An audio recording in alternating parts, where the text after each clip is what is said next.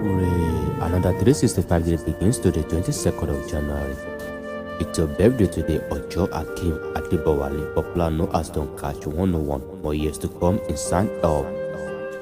Ǹlẹ́ o Don Cash ọlọ́jọ́ ìbí òní, àná Olúwapọ̀ ló ké sí mi ò ń fọdún rẹ̀ lẹ́kan sí lónìí o, wá pé àṣọdúnmọ́dún báyìí ní ìṣàwọ̀ àṣọdúnmọ́dún, ó ti ṣọdún èyí ò wá ṣọ̀pọ̀lọpọ̀ lókè ìpè láṣẹ ètò à. Don Cash 101 o, Ikorodu oríwù ni bàbá tó bí ọlọ́mọ. Ǹlẹ́ ọmọ Ikorodu ọ̀gá, ọmọ aṣàlẹ̀ jẹ̀jẹ̀ bí ẹni tí òróbìnrin rí, gbogbo aya ń bẹ ń lé yín bẹ́ẹ̀ lọ́ba ní ń bẹ lóde o. Ẹ̀yin lọmọ oníṣu mẹ́fà nílé, méjì jíjẹ, méjì títà, méjì tó kù báyìí lẹ fi ń bọ ìlú kú mẹ́dẹ́mẹ́dẹ́.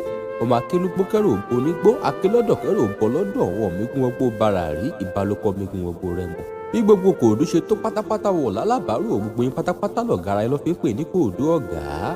Ọdún rẹ̀ lẹ́kan sí lónìí o, àlékún ọlá, àlékún rẹ̀ mí gígùn òun àlàáfíà lọ́bẹ̀rẹ̀ yóò fi jíǹkí rẹ̀ o.